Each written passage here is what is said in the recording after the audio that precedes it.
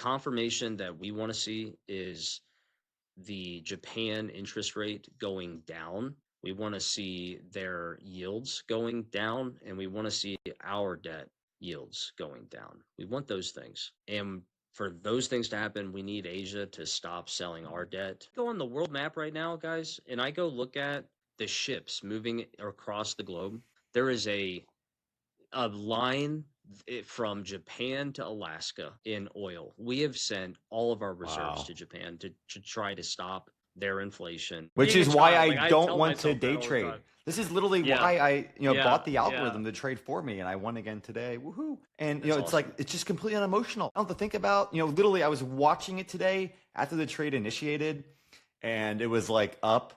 And it was close to the target, and then it came down again. I was like, I don't want to get stopped out. And I almost wanted to like sell it, and I just let it ride, and then it won and hit its price.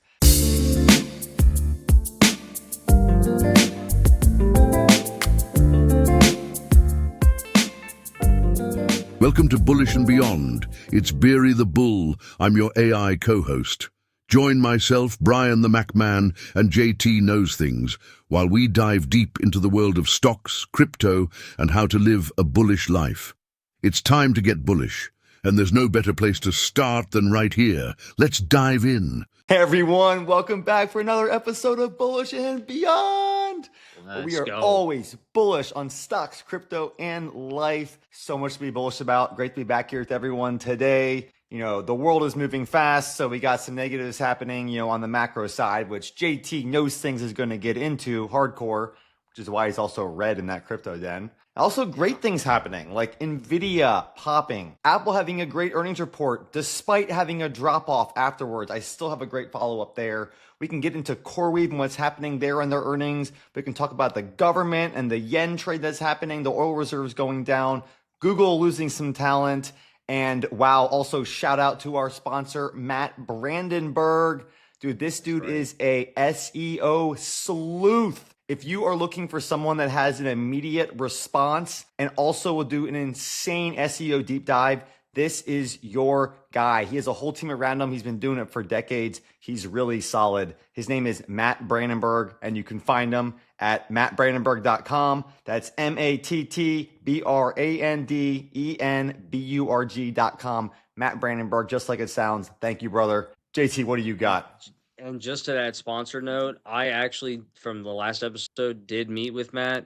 Blew me away. I will be hiring him. That's awesome. He's incredible. And not only do we sponsor him and endorse his services, we use them. He is great. And we're grateful for his business always. So, dude, that's awesome. Everyone I've literally guy. referred him to, I've had nothing but good feedback. And that's not a plug. That's reality. And if we had those people on, they would say the exact same thing. Like, he is so fast, responsive, and on point with his direction and recommendations. It's incredible. Yeah, 100,000%. Honestly, we would never sponsor a service or a vendor that we didn't feel that way about. So, that is just our brand. You guys can trust us. He is a great resource for your business. Trying to be authentic on here. You're not gonna talk about any stocks that I don't like. That's for sure. Yeah. We pretty much only talk book. That's why we have all the disclaimers. Yes. This is not financial advice. It's just a fun discussion. That's all it is. Yeah, we're so talking hope you learned something. Interests. Yeah, 100%. Out of all the things you mentioned, I think, just to get it out of the way, who knows how long it'll take, the macro updates and like my thesis that I've been covering here on this podcast is getting more and more accurate. We're starting to see real evidence that, debt and the bond market are all cracking from the pressure from the Iran war. I wish you weren't as accurate as you are, JT. I know. I don't like it. I don't go look like, hey, how can I be a big bear today? I just go look at the things that I like to look at, and I'm like, oh no, like I'm worried. I am. Mainly the yields. The yields of the bonds. People think that's a good thing. Oh, I'm getting more on my, a lot of people don't understand the correlation. No, we do not want to see risk-free bonds going up. That means everything is going up. Borrowing costs, mortgage rates. I mean, as a realtor, if you are buying a big property down here, a 1% interest rate could be game changer and, take you out of the buying scenario. So it's really going to affect the supply and demand of the homes down here. I think we're going to see some lower turnover if we get higher mortgage rates. The point, the median home price of houses sold is down 9%. 2008 was 16%. So we're over halfway there. Oh, and interesting. Out of the top 100 markets in America, the majority of them have turned to a buyer's market. We are seeing the churn in real time. And that was part of my thesis, saying if must be everywhere besides South Florida. Yeah. I mean, Florida still, because it has so much foreign interest, I think, right? You can pay $5 million, become a citizen, and live in Miami. A lot of foreign wealth is coming in. So much down there. I mean, when I go to Miami, I feel like English is almost a second language. Dude, it is wild. It's getting crazy. And I love Miami, by the way. I mean, it's such a fun place to, hang out and do things and eat. Yeah, for sure. Miami's cool. I've been there a few times. But yeah, the money coming in there, that foreign investment, I mean, the other places aren't going to get that because, who wants to move from, Colombia up to middle America? That's not where they're headed. They're headed for the hotspots in Miami, and they don't want to live in a, democratic city like, New York City and have to pay some, crazy extra pied-à-terre taxes. I mean, some of the stuff going on up there is, crazy to what we're seeing down here in Florida. Yeah, 100%. It's in pockets, but I feel like it could expand. We already have the largest mortgage lender in the country, down almost 40% on its stock price, and could go bankrupt if it stays Fannie Mae? in this. It was Freddie Mac or something else. GPY. That was the ticker. Interesting. Yeah, I'll have to find the screenshot before the podcast ends. But they are down. They must be giving some bad mortgages because if you were doing good mortgages, you'd be looking solid. Well, that's concerning. Here's the thing. They gave a mortgage out probably at 5%, but the new money coming in is costing them 6%. So they don't have a spread, right? Yeah. Their NIM is getting, or net. They want to see interest rates go down and capture the difference there. Yeah, but the yields keep going up, so the risk-free rate keeps going up, so their rates keep going up, so they're writing less.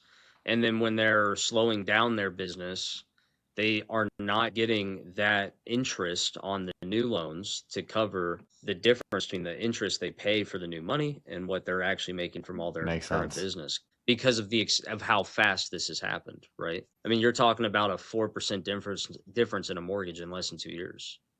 That's a ton. It's a ton. Now, imagine you take $600 billion to build AI stuff, and you're doing it on margin, and you're doing it with debt. That is, well, most of these companies or they're having to raise new money. I mean, just the other day, I saw NVIDIA is coming out with a whole new product to help fund their AI infrastructure. It's called like the NVIDIA AI Compute Fund, and you're basically just betting on the compute, which is absolutely real and a tangible product. You can, bet on the tokens themselves, but these biggest companies in the world are backing it. I mean, it's like the BlackRocks and, JP Goldman Sachs. Like, dude, it's the biggest companies in the world that are getting involved in this new product. I think they're going to raise, $500 billion. Yeah. That's a lot of AI build out. I actually think Jensen is on the same wavelength as I am. He obviously is way more involved in Asia than me, like completely. But this makes sense. When you have a financial constraint, and it doesn't matter if you're a government or if you're a company or if you're a person, you have two options. You have debt or equity, right? Debt, they know there's a gap between demand and supply in the build out. They know there is. And debt is now becoming an impossible option. So all that's left is equity. So then they went around and figured out where do they have equity? Yeah, where do they have equity that they can monetize? And they landed on that, and it makes a lot of sense. But it's just more signal for my thesis, in my opinion. I don't think they would be giving equity away in that kind of business unit if they didn't need the money and if debt wasn't an option, right? Like if debt was an option, they're doing it. The fact that they also I agree with you, but I have one comment was they're not giving away equity shares, so it's a whole new product. So I don't know if we can think about it differently, that it's not going to dilute the current shareholders. Although some shareholders might shift cash over there, though. I don't know. Yeah, but the value of that is in its own unit, right? Correct. So it's just almost it almost just stacks on top of their market cap. Yeah, yeah. But I guess they're giving interest into a part of the stack that they own currently. So they are giving away equity in that sense, right? That makes sense. They own that. That's theirs, and they're now giving away saying, future profits of their AI compute, basically by leveraging this new product. Because they need to issue equity somehow, and they're like, well, if we got the money, we could build this out, and then it would pay for itself. But that's all eating their margins somewhere at some point because they're borrowing from future equity. Sure. Right. I think the scale out, though, it makes more sense to do that anyways, just because, I mean, the monetization now I'm hearing is about like 1 year cash on cash payback. And that's why these companies are plowing so much money into AI compute, like the Googles and the Amazons and the Metas of the world, because they can get it back so quickly by selling it. And this was Elon Musk on his earnings call with SpaceX, where we're getting some of this information from, is that he was saying, these crazy build out costs that they have, they're doing that on purpose because they're seeing the payback in less than 1 year. And that was coming directly from the CFO. So everyone that was concerned about this, overspend on AI, if you're spending it correctly and you're selling the compute, you're actually getting the money back. So, Google, SpaceX, they're literally profitable in 1 year. And then these things are going to last for 5+ years. That's an insane cycle of cash flow. So maybe that, they're giving away that $500 billion of, equity, but maybe that over 5 years gets them 2.5 trillion. Yeah, 100%. That could absolutely be the math they've done, Because Jensen's a genius. We know he wouldn't do it if it wasn't the right play. Yeah, 100%. The biggest thing I'm sure he's watching, and a lot of people are watching now, that it's at an alarming rate, is the Bank of Japan. We're at 1%. By September, they're going to be at 1.25%. It hasn't been this high since the 90s. I mean, genuinely. Wow. This is it seems so low compared to the U.S. Like, it's almost hilarious. Like, they're at 1 and, we're at 3.5. And you're like, oh my God, they're at 1. But that overnight, that carry trade people are doing, if the yen were to go up a lot, it's going to unwind all the borrowing. And oh my God, that would just trash the bond market and yields would spike, sending a lot of problems into the economy. Yeah. And that's been my thesis since I saw it go from 10 bips to 25. Dude, you called it. Called it. Yeah. They hadn't moved it in 17 years. Wow. 17 years. It's a bad sign when it moves. It's that's signal. That's like, whoa, what's happening in Japan? And that was before the Strait. So as soon as I got confirmation of the Strait, it's only going to hurt even more. Yeah, and we're just seeing it accelerate, guys. If you go look at the JGB, it is the 10-year bond yield of the Bank of Japan. Okay. It is almost at 2%. It has never been above 2.5, I don't think. We are getting into the most top signals, unfortunately. And you said it hasn't moved in 17 years, and the U.S. hasn't stepped in, I don't believe, either, in a couple decades to, buy the Japanese yen. So they did a 10-figure purchase. You know the last time we even did that play? It was in 86. Great Depression. When Japan was sliding into stagflation. 86? 1986. Oh, my. Dude, you weren't even born, bro. No, I know. I was a little That's baby. That's the last time they did it. Yeah. That's the last time they did that. Oh, my. And it is panic. They are panicking. And that worries me even more. Billion. Yeah. Yeah. They're scared. And if I go on the world map right now, guys, and I go look at the ships moving across the globe, there is a line from Japan to Alaska in oil. We have sent all of our reserves to Japan to try to stop their inflation. There's ships from... Our reserves are down to 25% or something?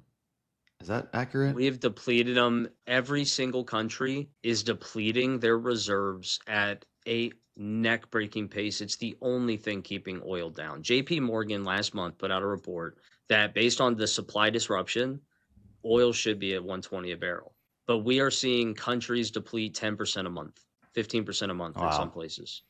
I mean, there doesn't seem to be any end in sight for this war either. Like, as much as I would want it to end, yesterday or today, it seems like every time you even in theory get close to something, there's just a whole new range of demands. And I know we're not like bombing today, but we're not at anywhere closer to getting good terms, I don't think. It seems like it's going to go on just like forever, but the whole market's constantly playing this game about it. Like I have to think oil goes higher as it continues to get more and more constrained. Yeah, there's only a certain amount out of the ground right now, and there's only a certain amount you can pull out of the ground every day. I'm about to make a whole YouTube video on all of this and why I Wow. think a lot of followers are asking me like, where am I putting my money, personally? And as of last year, the only trade I saw through Oil. my analysis was energy. It was energy. Like I landed on oil, but energy seems to be the safest If you make the long-term right play energy picks, I right mean, now. Bloom Energy is going nuts. Some of these picks are up, a few 100%. So Energy yeah, you was have my to be in the trade. right space. I loved Oklo so much, and they're still, a year away from, probably having any actual reactor that's on. They just did another test just the other week that actually turned very positive. They said this was like a good sign for their next reactor. But at the same time, I was listening to earnings call with SpaceX, and he's saying that he's going to increase solar so exponentially that we might not even need some of this nuclear stuff in the future. He thinks he can get it to scale before nuclear scales, which is very interesting. Yeah. Yeah.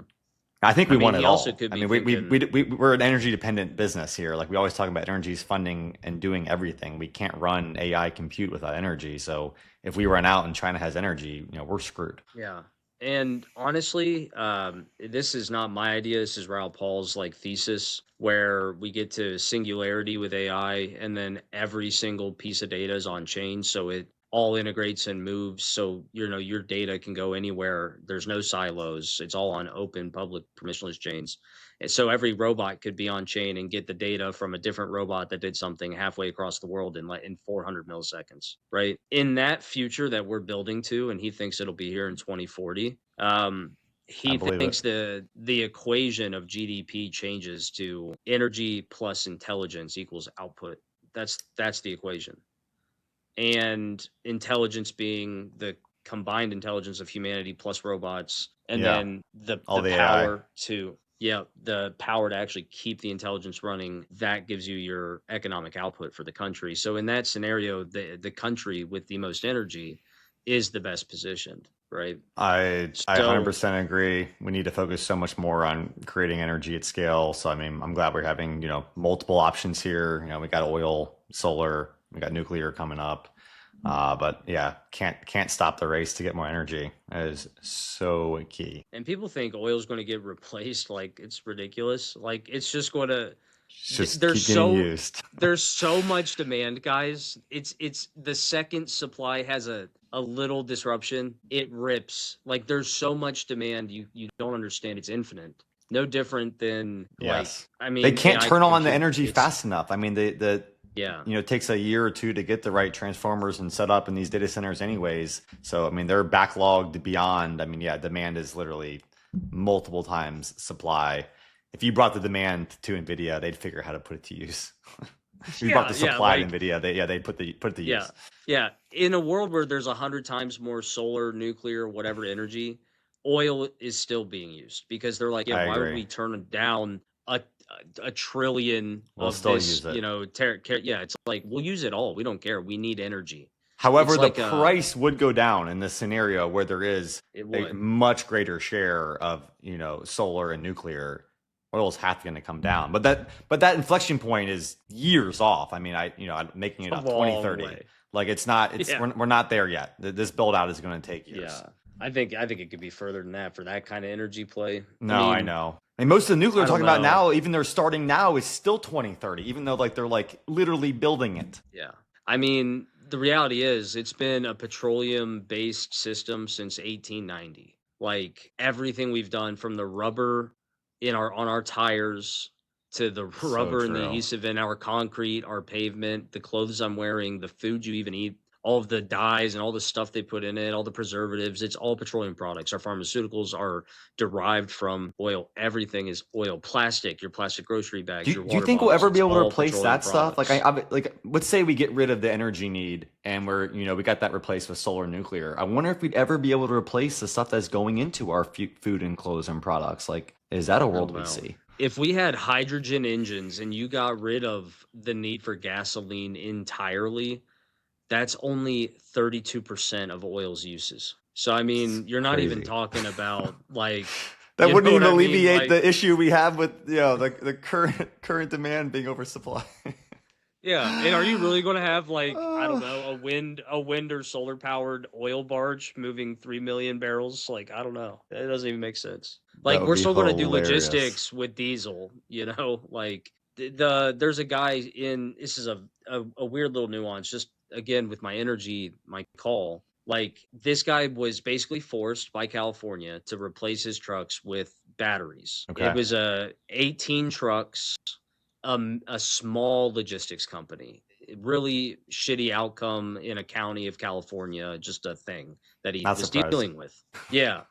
He did it, and then he is suing the county because they forced him to do this truck thing. And then when he went to a power company to charge them, they said this is more power than the entire county's grid.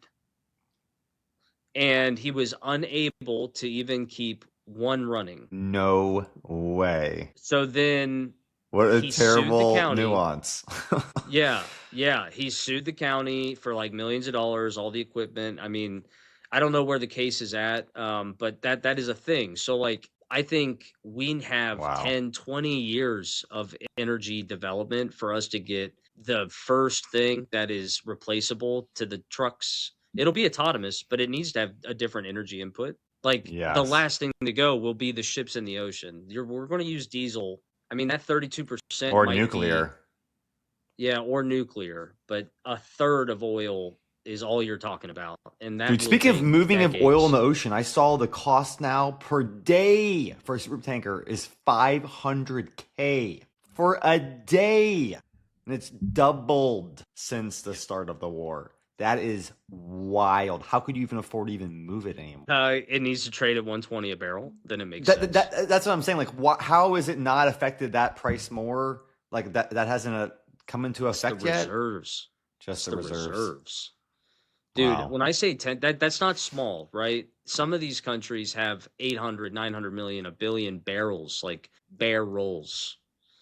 So they're dumping 10%. We're talking about 500 million, 600 million a month being dumped into the market from all these Crazy. countries, right?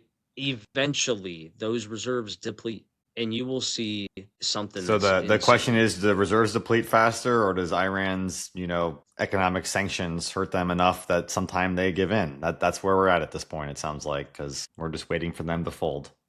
Yeah, and if they don't, Oh, they probably have another 8 weeks, 10 weeks of this, and I could see this completely unfolding. I could. I don't know crazy. how much longer we can take this.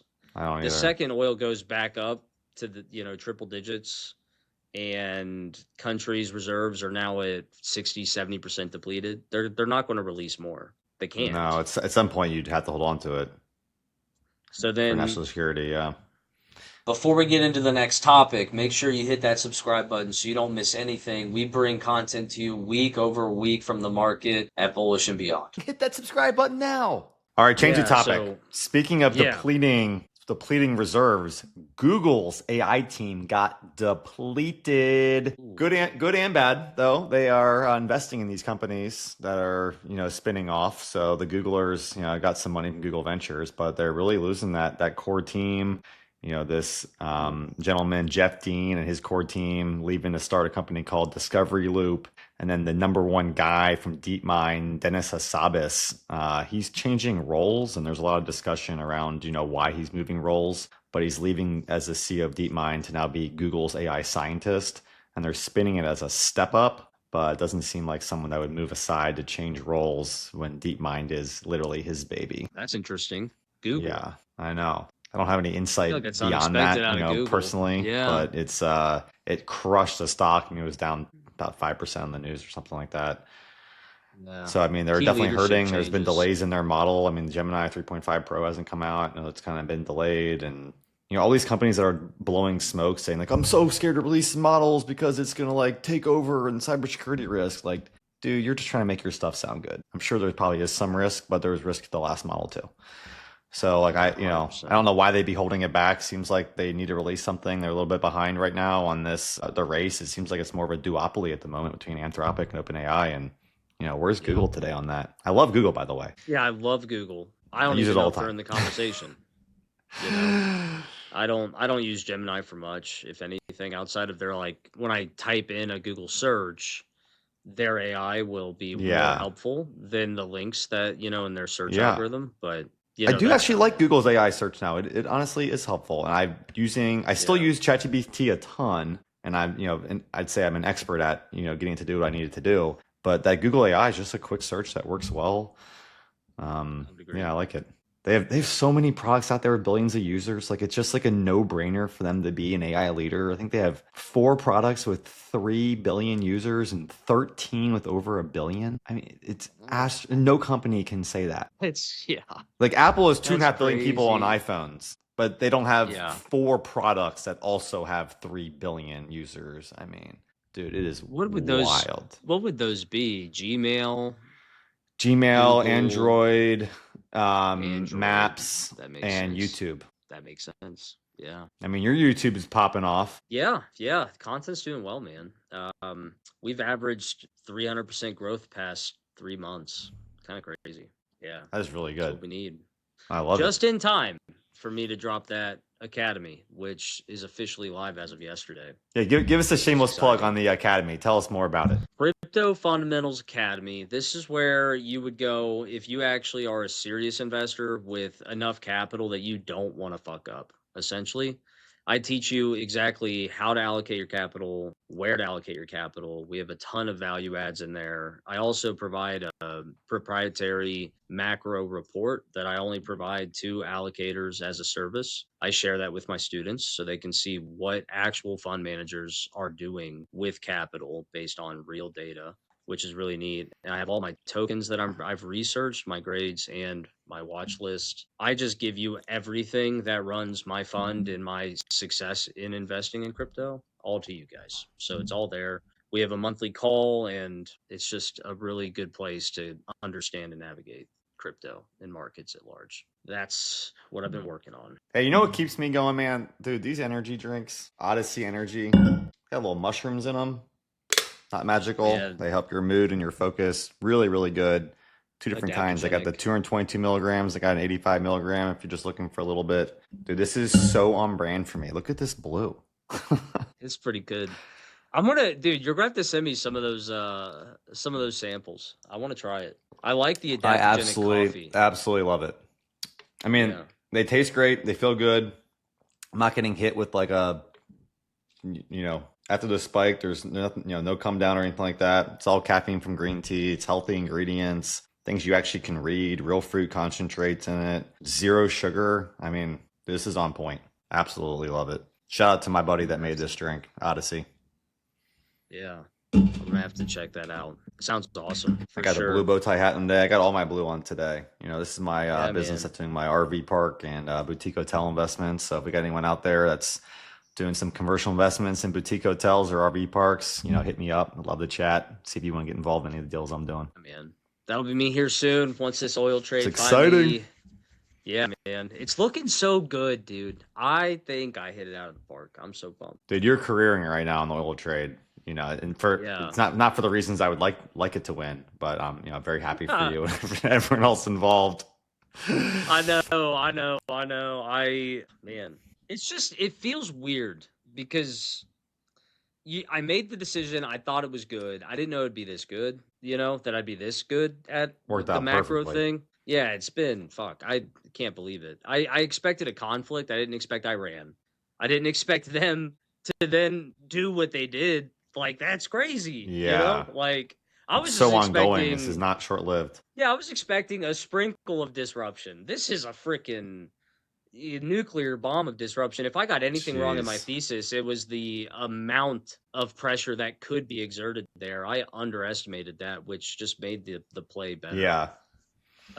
Speaking of this disruption, man, supply chain disruption around the chip memory market just continues to drive, wild earnings on the memory side and terrible negatives on the supply side for a lot of these companies that have to spin up products. And, Apple is the one I'll talk about here, is that they're seeing potentially a lower revenue. They, I think they had like 9% revenue guidance for their growth next quarter, and the street was expecting a couple percent over that. And the main issue was they physically cannot buy enough memory at a reasonable price. They could overpay. They get more, I assume, but they have to keep their cost structure at something reasonable, and they're already paying 250% more for these memory chips, which is just insane. So for them to be able to add more memory and increase, our iPhone, RAM to help us run these, AI models at the edge, like it's so hard to add another 4 or 8 gigs. It's just so costly. It's insane. Yeah. The prices are going to go up. So it's like, I actually don't think that revenue number is going to be reality. I think they're going to come in a little bit higher, but I always am bullish. And then there's also the balance with the foreign exchange headwinds. So we'll have to see how that all shakes out. But the stock went down like 10% on the news. So pretty violent reaction for a company that's worth $5 trillion. Yeah, I think the reactivity is the leverage. If someone went long, they levered up, right? And it was a big one, or it was a lot of little ones, and it didn't go up as much as they thought it would. They get called, and then you hit the next margin line, then the next margin line. Quickly. Yeah, and it's like that, and then people rebuild their positions at the new low, and then it recovers.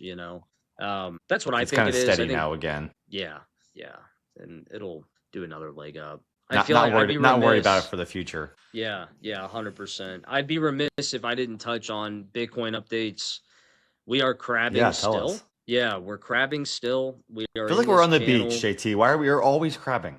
It's just like always crab. That's the bears. That actually, that's just Bitcoin. If you've been in long enough, you'll notice that it either does a big leg up, fine stability, another big, and it just does that over and over again, and then it does it on. Are we at a solid base? I mean, it's crabbed walked forever now. Like, is there any chance it's going to go up, or what's it going to take? Does it need the Iran war to unwind? Does it need oil to go down? What's the next tipping point for Bitcoin? I would love to believe that the Clarity Act and the progress it's making and it getting signed would pull us out of this.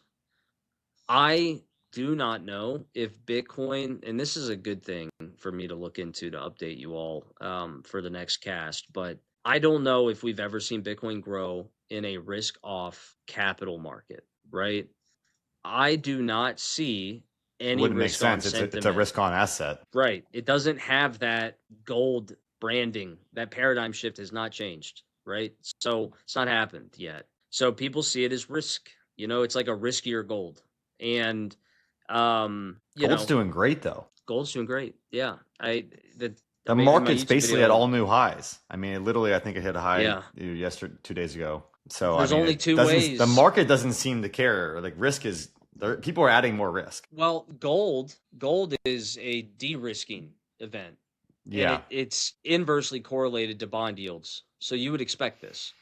Makes sense, right? Because there's only two ways for a central bank to repair its currency when it's experiencing inflation. That's buy its own debt, right? Okay.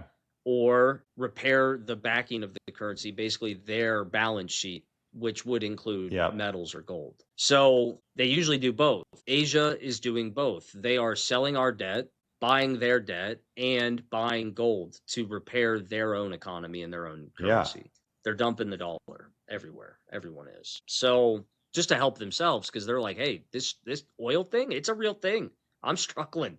In Philippines, people are walking everywhere. There's no gas in gas stations. Crazy.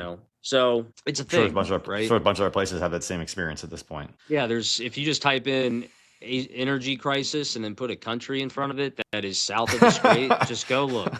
Like, it's not good. Like, Australia had warnings a month ago. They had a 6-week reserve that is empty. They are rationing.